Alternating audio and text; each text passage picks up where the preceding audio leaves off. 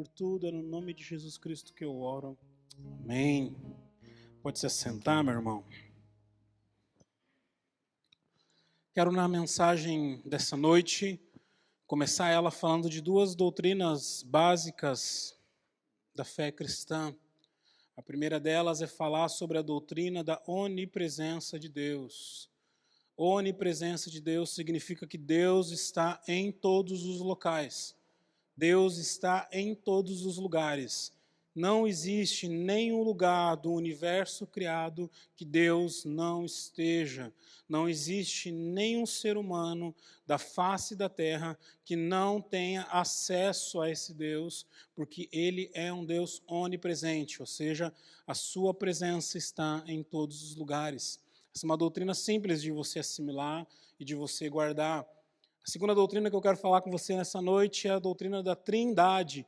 Essa daí já é um pouco mais complicado, porque nós entendemos que cremos num Deus triuno, ou seja, Deus Pai, Deus Filho e Deus Espírito Santo, porém, racionalmente, nós não conseguimos compreender como essa estrutura funciona. Nós sabemos que o Deus Pai está agindo em nós, nós também sabemos que Cristo existiu na terra, morreu na cruz por nós, nós também sabemos que o Espírito Santo ele continua a agir sobre a vida da igreja, porém, quando nós falamos sobre Trindade, aí o bicho pega. A gente não consegue entender como é que isso funciona. Porém, não é porque a nossa mente não consiga entender o que é a Trindade que ela deixa de existir. Por isso que hoje nós, baseado nessas duas doutrinas, nós vamos iniciar uma série de exposições falando sobre Deus estar no meio do seu povo. Essa Trindade presente no meio da igreja de Cristo. Essa Trindade presente através do Espírito Santo transformando e impactando o seu coração. Por isso eu quero começar também essa mensagem fazendo uma pergunta para você. Eu sei que você vai dizer primeiro para mim, pastor, eu sei que Deus está comigo 24 horas por dia, porque o senhor acabou de falar. Mas para prestar atenção comigo. Se Deus estiver realmente 24 horas por dia comigo, se você tem a certeza que Deus está 24 horas do seu dia com você, as palavras que você proferiu seriam as mesmas palavras? Se Deus estivesse ali do seu lado, na hora que você levantar, na hora que você for tomar seu café, que você for para a sua escola, trabalho, faculdade, Deus está ali do seu lado caminhando com você. Será que as suas ações seriam as mesmas? Se essa presença da Trindade, de um Deus encarnado, estivesse conosco aqui, caminhando, vindo para a igreja conosco, será que as ponderações da sua mente seriam as mesmas? Eu, olhando para a minha vida, eu sou tentado a dizer que não. Porque muitas vezes nós tentamos encaixotar a Deus, como nessa sala aqui ao meu lado. Você quer ver um momento? Quando nós pecamos. Parece que a gente pega Deus, esse conceito, e bota dentro dessa caixa, que é o quarto, e diz, Deus, agora o Senhor fica aí um pouquinho que eu vou pecar. Depois eu volto para conversar com o Senhor. Nós parece que vivemos numa geração onde Deus não está mais agindo no meio do povo. Nós vivemos no meio de uma geração onde a nossa fala, as nossas ações e as nossas ponderações estão bem aquém daquilo que Deus quer para a igreja dele. Por isso que se você fizesse esse teste durante a semana, entendendo que Deus está com você, do seu lado ali, tudo que você fizer, Deus está fazendo com você, eu tenho certeza que você ia começar a rever algumas palavras que saem da sua boca. Você ia começar a rever algumas atitudes das suas mãos. E você ia começar a rever algumas ponderações da sua mente. Quero começar essa série de exposições lá no livro de Ageu, capítulo 2, verso 4 e o verso 5. Livro de Ageu, capítulo 2, verso 4 e o verso 5. Para você que está nos aplicativos é barbadinho. Só procurar Ageu aí que você acha, né? Para você que está na Bíblia de papel, começa lá em Gênesis e vai seguindo. Eu vou te dar um bizu mais fácil. Vai em Mateus e vai voltando, que você vai chegar mais rápido lá. Ageu, capítulo 2, verso 4 e o verso 5. Coragem, Zorobabel, declara o Senhor. Coragem, sumo sacerdote Josué, filho de Jeozadaque. Coragem ao trabalho, ó povo da terra, declara o Senhor. Porque eu estou com vocês, declara o Senhor dos Exércitos. Esta é a aliança que fiz com vocês quando vocês saíram do Egito. O meu espírito está entre vocês. Então, não tenham medo. Quem é o profeta Ageu? Profeta pouco conhecido da maioria das pessoas. E nós também não sabemos muitas coisas sobre Ageu. A Bíblia não fala muito sobre esse profeta. Você tem uma outra aparição desse profeta lá no livro de Esdras, capítulo 6, quando Esdras está reconstruindo o templo. Mas nós não sabemos a sua cor, nós não sabemos o seu status social, nós não sabemos o que ele ponderava, nós temos somente esse livro e as suas 4 profecias. Uma coisa bonita que você pode guardar do profeta Ageu é o seu nome. Talvez Ageu não é um nome muito bonito para você colocar no seu filho, né? Eu, particularmente, não conheço nenhum Ageu. Eu tive um presbítero que se chamava Argeu, mas Ageu não. Mas quando você vai para o hebraico, o nome parece mais bonito, porque Ageu em hebraico é Hagai. Hagai. E muitos de vocês talvez conheçam, porque tem um instituto muito famoso no Brasil chamado Instituto Hagai. E Hagai significa festa, festividade, alegria. E é interessante porque não parece isso no seu livro. As 4 profecias que nós vemos aqui Ageu fazer não traz muita alegria e muita esperança ao povo. Falando um pouco então sobre a obra de Ageu é dividida em 4 profecias. A primeira profecia está todo o capítulo 1 de Ageu. Ageu fala assim, olha, vocês voltaram da Babilônia, vocês voltaram do cativeiro, vocês agora estão voltando na cidade de Jerusalém. Já faz tempo, vocês já construíram a casa de vocês. Lembra lá de Jeremias, que profetizou que o povo iria para o cativeiro babilônico, depois de 70 anos ele iria voltar? O povo aqui está voltando. Então Deus fala para o povo, olha, vocês voltaram. Inclusive, Deus presta atenção na casa do povo, porque ele diz assim, a casa de vocês está muito bonita, porém, vocês esqueceram do templo do Senhor. E ali o povo é levado, então, a reconstruir o templo. E é interessante que na segunda profecia, que é essa que nós acabamos de ler, o povo estava com medo para servir ao Senhor. Termina o capítulo 1, o povo dizendo assim, nós vamos crer, nós vamos obedecer, Deus está mandando, nós vamos fazer. Porém, ali no final, o verso fala assim, olha, o povo estava com medo. Então, a segunda profecia vem trazer ânimo ao povo, para que eles pudessem, então, obedecer à lei do Senhor. A terceira profecia que você vê na metade do capítulo 2, Deus questiona a religiosidade daquele povo e fala assim, não adianta só vocês terem casas bonitas, não adianta só vocês terem templos, vocês precisam me servir, vocês precisam entregar o coração de vocês. E na quarta profecia, então, nós vemos Deus falando com Zorobabel. Zorobabel era o líder que Deus havia colocado naquele engasgou? Segundo culto, gente, daí vai engasgando as coisas. Naquele local, Zorobabel, então, é levado por Deus a conduzir o povo nessa reconstrução.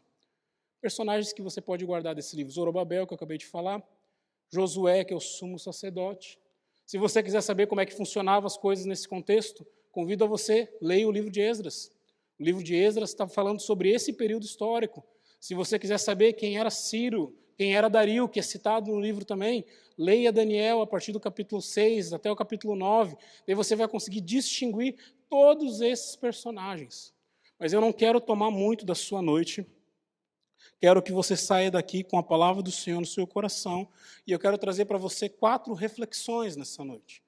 4 reflexões sobre Deus habitar no meio do seu povo. E a primeira delas que eu quero dizer a você é que Deus está com você. Guardou? Deus, Ele está com você. 2 vezes no texto que nós lemos aparece essa expressão. No verso 4, Deus dizendo, olha, coragem, coragem, coragem, coragem, trabalhem, porque eu, o Senhor dos Exércitos, estou com vocês. Verso 5 fala assim, olha, vocês lembram daquilo que eu fiz no Egito? Então, não tenham medo, eu estou com vocês. É interessante, meu irmão, porque assim como o povo daquela geração, nós nos esquecemos dessa verdade. Se Deus está citando, dizendo, olha, fiquem tranquilos, eu estou com você, é porque no coração do povo eles estavam se sentindo solitários. No coração do povo eles estavam se sentindo sem Deus. E Deus vira para eles e diz, olha, fiquem tranquilos, Fiquem sossegados, eu estou com vocês. Vocês não estão sozinhos. Na nossa geração, nos dias de crise e de luta que nós estamos vivendo, muitas vezes nós também nos sentimos solitários. Nós também nos sentimos sozinhos. Parece que Deus esqueceu da gente. Parece que Deus não está mais agindo nos nossos dias.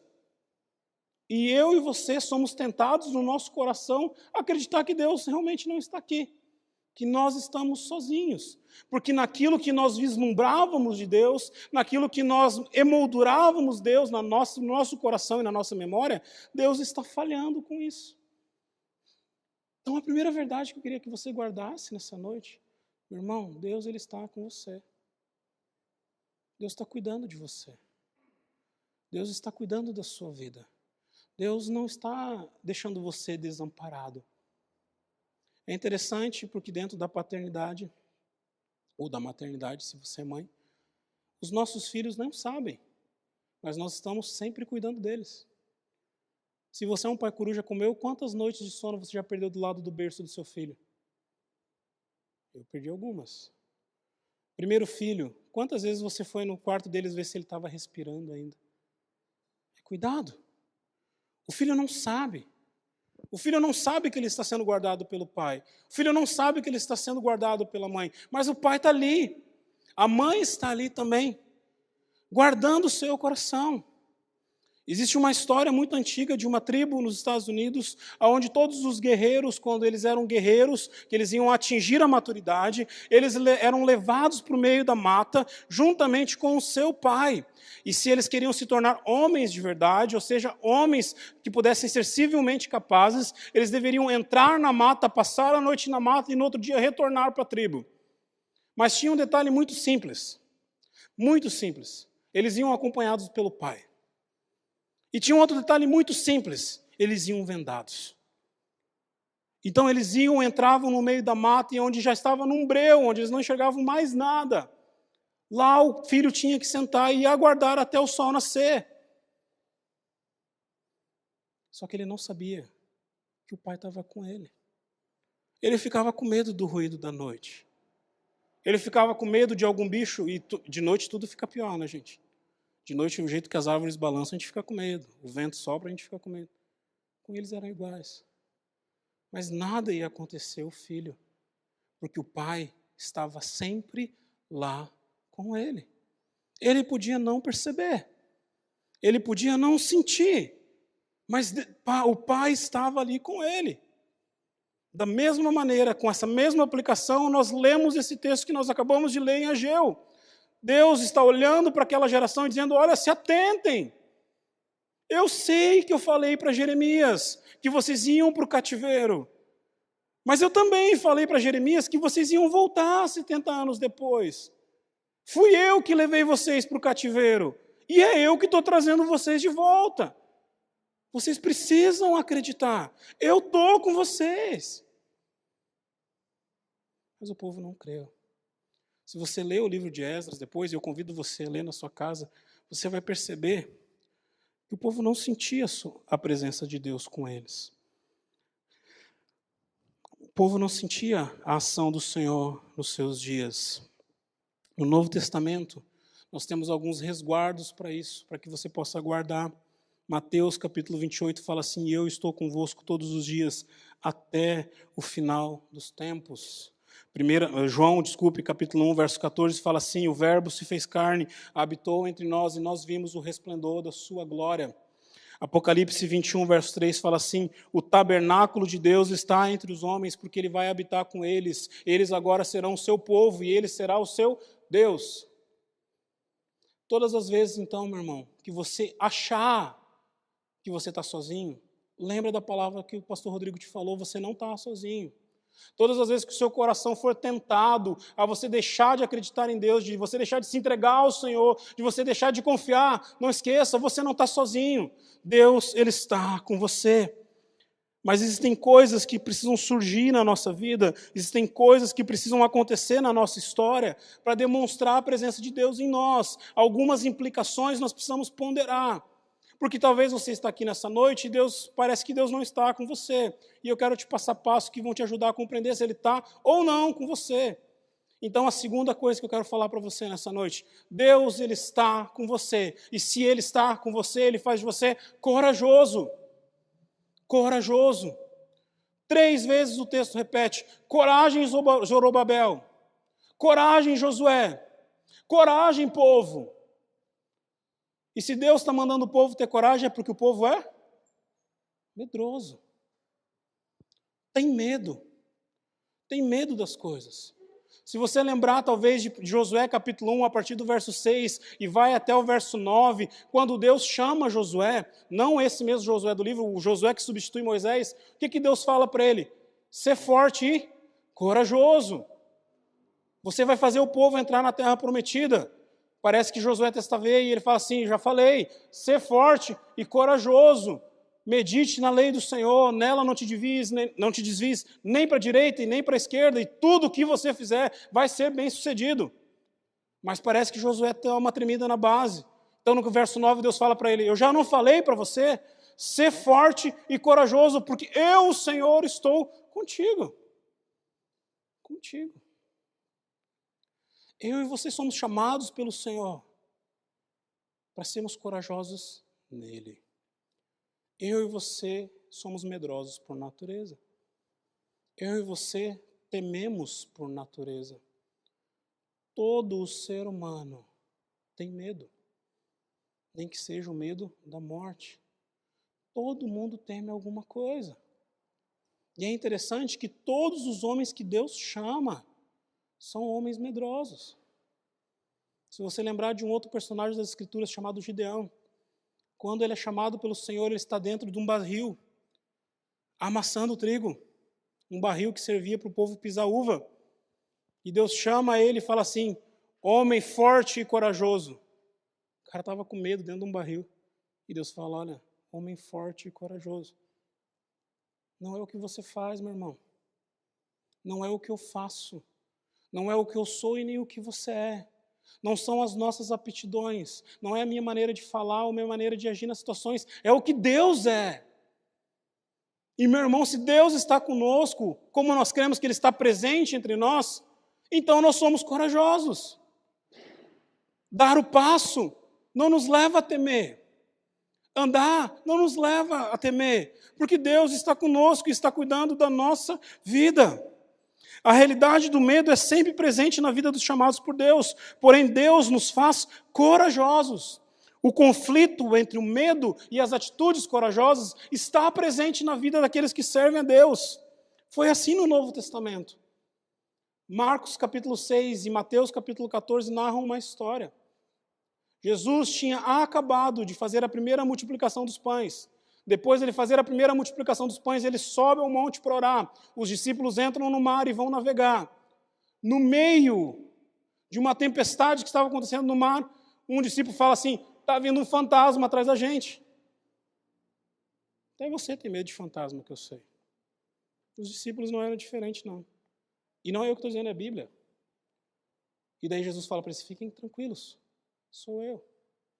Pedro, como sempre, fala assim, é o Senhor? Então me deixa andar sobre as águas. E ele anda sobre as águas.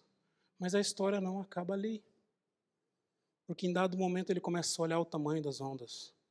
E como elas batiam contra ele. E ele temeu. Ele só é corajoso quando ele estava olhando para Cristo Jesus. Ele só tinha coragem para enfrentar o mar quando Cristo estava com ele. Nós só somos corajosos para enfrentar os dilemas da nossa vida quando Deus está no nosso coração. Se Deus não estiver no seu coração, você vai temer sempre. Se Deus não estiver agindo na sua vida, o medo será presente sempre.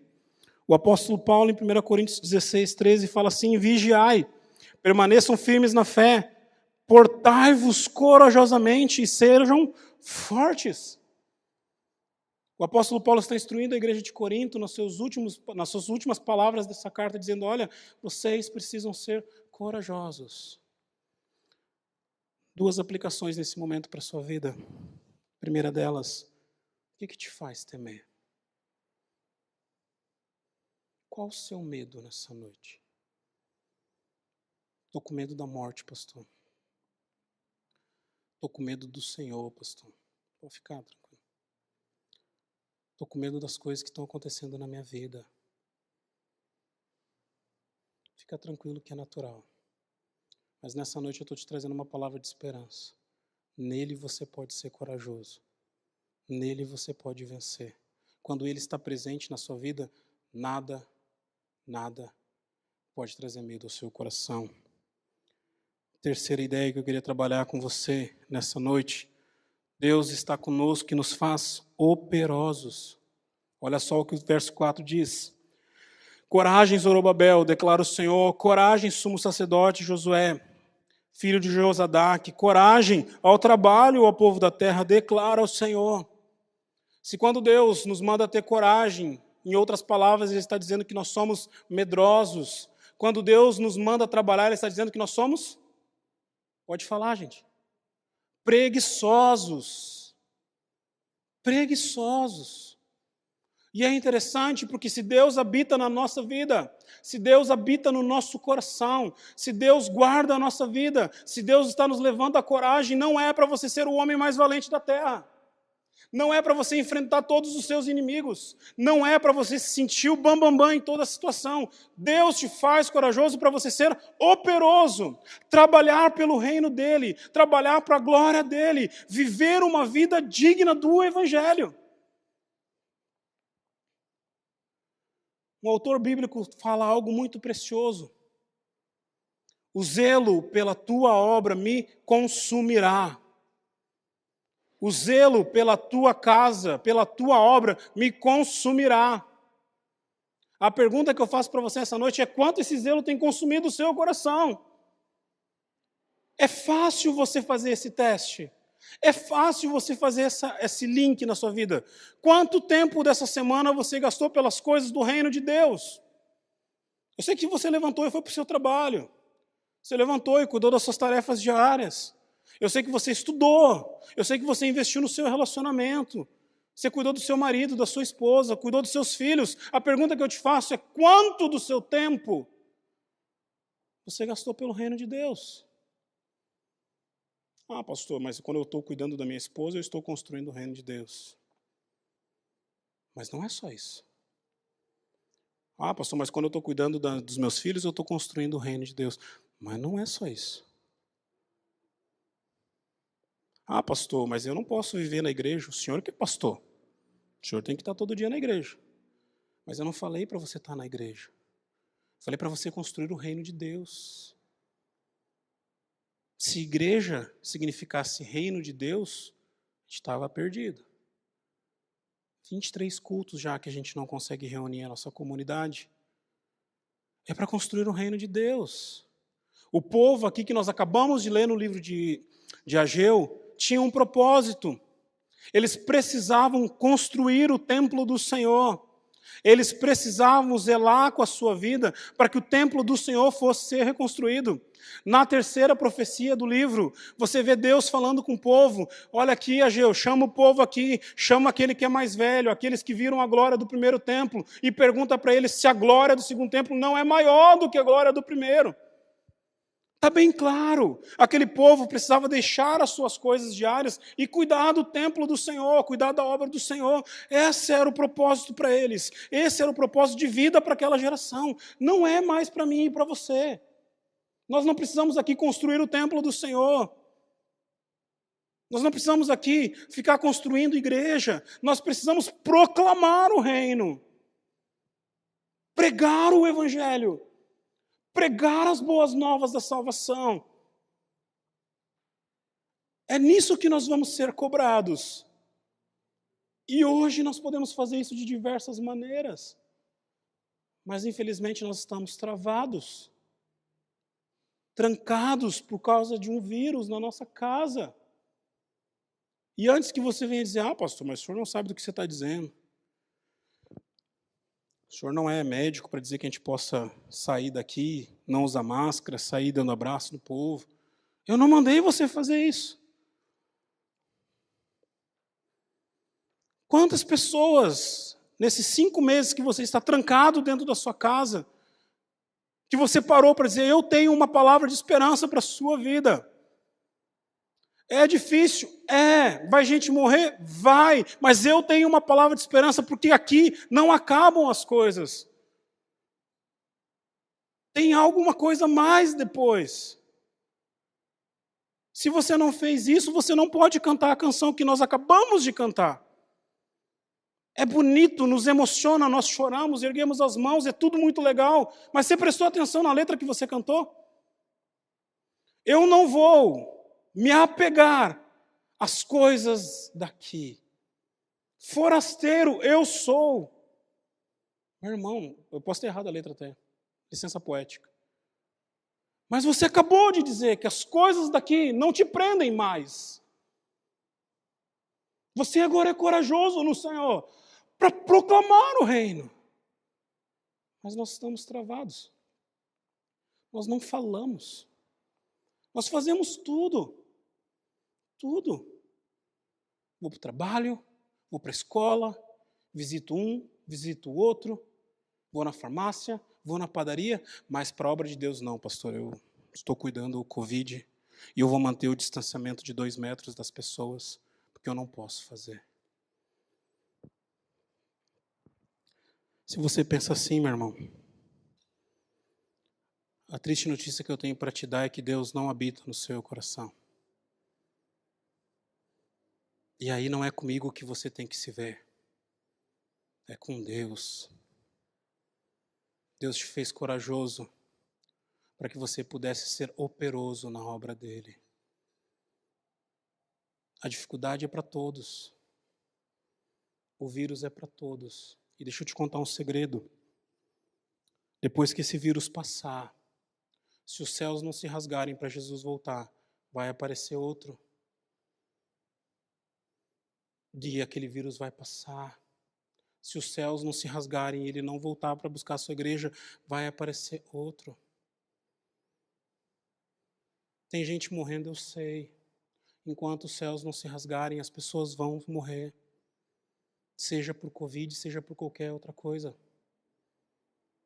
Mas eu também sei que enquanto os céus não se rasgarem, eu e você temos um propósito e um chamado de proclamar o reino de Deus. Como nós estamos fazendo isso? Qual tem sido a nossa atitude? Como você tem vivido? Lembre-se, você vai prestar contas diante de Deus da sua vida. O chamado de Deus para aqueles que Ele dá coragem é de trabalho para o seu reino. Foi assim com Ageu, Esdras, sumo sacerdote, Josué e Zorobabel. Foi assim com os discípulos em Mateus capítulo 28. É assim comigo e com você. Nós não somos chamados para esquentar banco de igreja ou cadeira. Não somos chamados para ficar em casa assistindo pela internet culto. Nós somos chamados para proclamar o reino. E aí eu quero encerrar esse ponto trazendo uma ilustração para você. Talvez você tenha a petulância de chegar diante de Deus e falar: Deus, eu não preguei o evangelho por causa do Covid, Deus. O Senhor tem que entender. O Senhor mandou o Covid na minha geração. Poxa, tanta coisa para o Senhor fazer, vai mandar logo o Covid. Convido você a estudar a história da igreja. E você vê os crentes do primeiro século, quando as famílias eram jogadas nas arenas para serem destruídas pelos leões. Convido você a olhar para a história da igreja, onde os crentes dos primeiros séculos tinham o seu corpo encharcado de betume, pendurado em postes e queimados vivos para iluminar as ruas de Roma. E a gente parou de pregar o evangelho por causa do Covid. Quarta ideia que eu queria que você guardasse nessa noite. Deus está conosco. Deus está conosco e nos traz, então, coragem. Essa coragem nos faz operosos e essa operosidade da fé nos traz segurança. Olha o que o verso 5 diz. Esta é a aliança que eu fiz com vocês quando vocês saíram do Egito. O meu Espírito está entre vocês. Não tenham medo. Meu irmão, você está num ambiente seguro. Existe um inimigo seu que anda ao derredor querendo devorar a sua vida, mas ele não toca na sua vida porque Deus está cuidando de você. Existe um inimigo muito pior do que esse, que nem está no seu derredor, mas está dentro de você, chamado pecado, que tenta destruir você de dentro para fora, e ele não te consome, porque as misericórdias do Senhor se renovam todas as manhãs. Eu sei que é difícil. Eu sei que nós estamos vivendo momentos de pandemia e de crise, porém, eu quero dizer para você nessa noite, Deus está cuidando da sua vida em segurança. Segurança. Olha o que Deus fala para esse povo. Olhem para o Egito, lembrem do Egito. Já fazia alguns séculos que havia passado, já fazia muitos anos que aquele povo havia sido liberto, já estavam vivendo um outro cativeiro, e Deus fala, olhem para o Egito. No Egito vocês estavam escravos, no Egito vocês estavam presos, no Egito vocês estavam sem esperança, e eu tirei vocês do Egito. Com poderosa mão, as pragas foram aplicadas, o mar se abriu, Moisés foi levantado, e vocês saíram do Egito. E desde aquele dia eu estou no meio de vocês. Deus está falando. E não tem lugar melhor para eu e você estar do que seguros nas mãos do Senhor. Muita coisa tem acontecido. Os dias estão passando.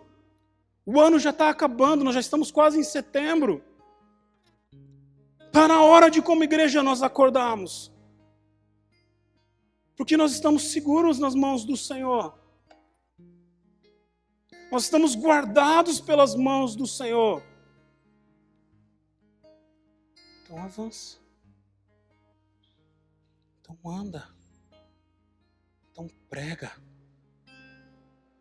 Então creia. O povo desse tempo de Ageu passou por vários problemas. Você percebe que para eles não estava tão claro assim. É só você ler Neemias em casa depois. Você vai falar cerca de 20 a 30 anos depois desse episódio aqui de Esdras. O povo ainda estava com medo. Estava sem coragem. Achava que estava em insegurança. Insegurança, não em insegurança. Mas Deus estava com eles. Os cristãos do primeiro século que eu acabei de falar com você, eles estavam em segurança, porque Jesus estava com eles.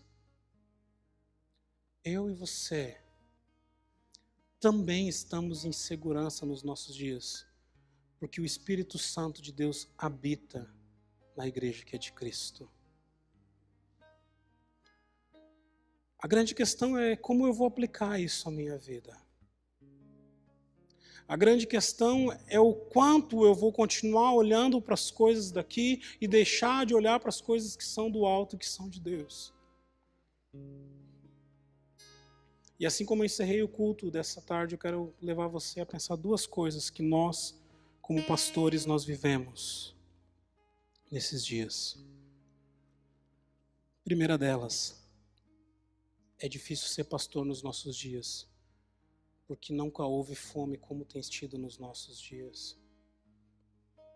Todos os dias, quando eu estou no meu gabinete, bastou eu abrir a janela do gabinete que começa a chegar pessoas. Pastor, eu não tenho arroz, eu não tenho feijão, eu não tenho comida em casa. O nosso Ministério de Assistência Social chegou num ponto nesse período que a gente tem que dizer não para as pessoas. Eu não tenho arroz para te dar. Porque não tem. Eu não tenho mais cesta para te dar. Porque não tem.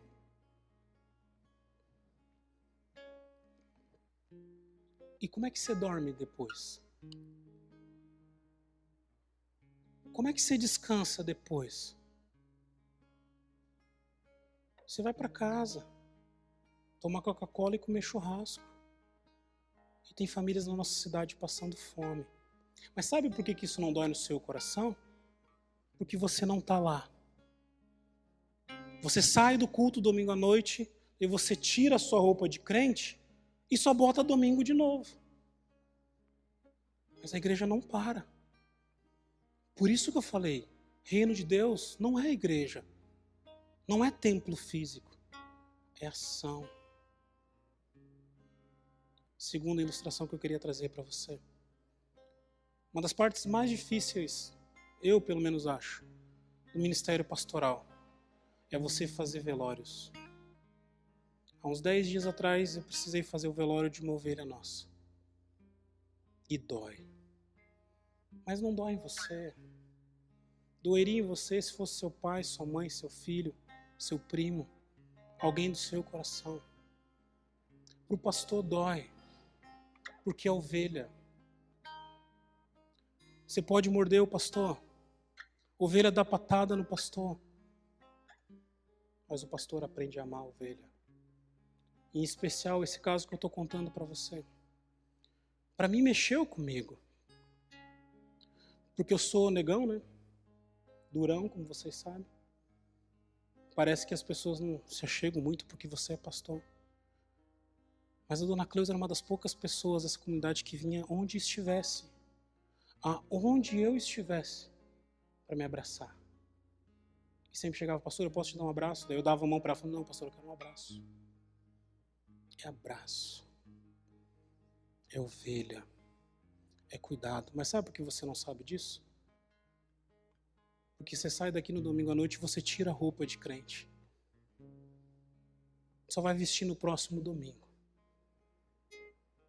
O que aquieta o meu coração em todos esses períodos, quando eu tenho que dizer não, quando eu perco alguém querido, é saber que eu estou em Deus, que eu estou com Cristo no meu coração e que não há lugar mais seguro do que esse.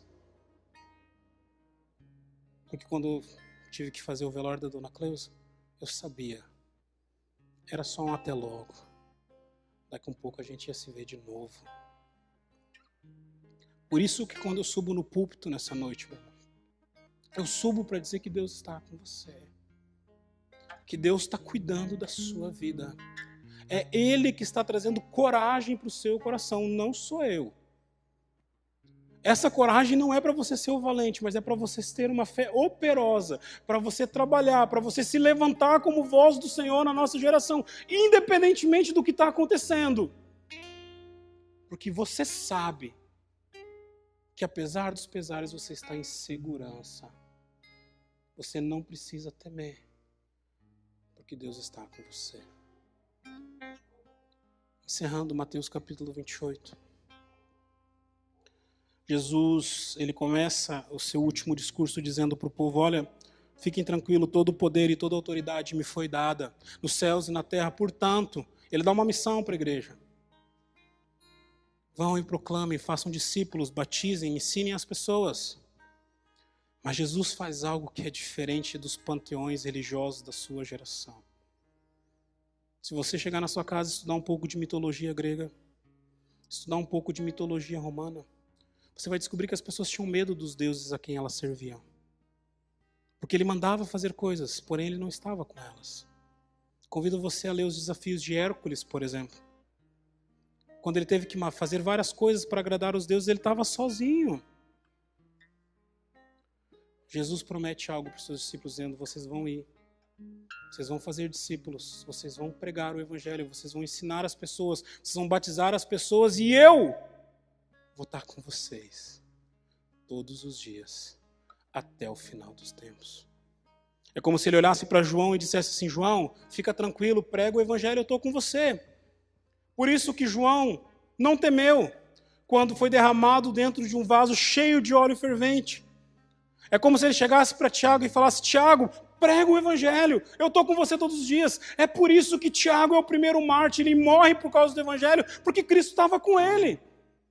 É como se ele olhasse para Pedro e dissesse, Pedro, prega o evangelho. É por isso que Pedro morre crucificado, de cabeça para baixo, porque ele não queria morrer como Cristo Jesus, porque Cristo estava com ele.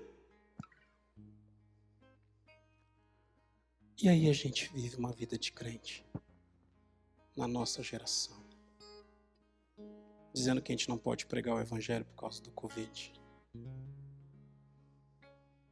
Toma cuidado, meu irmão.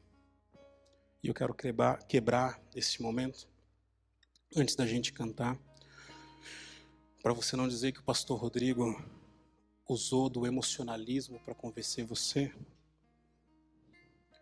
Eu perdi um dos abraços que eu sempre recebi nessa igreja.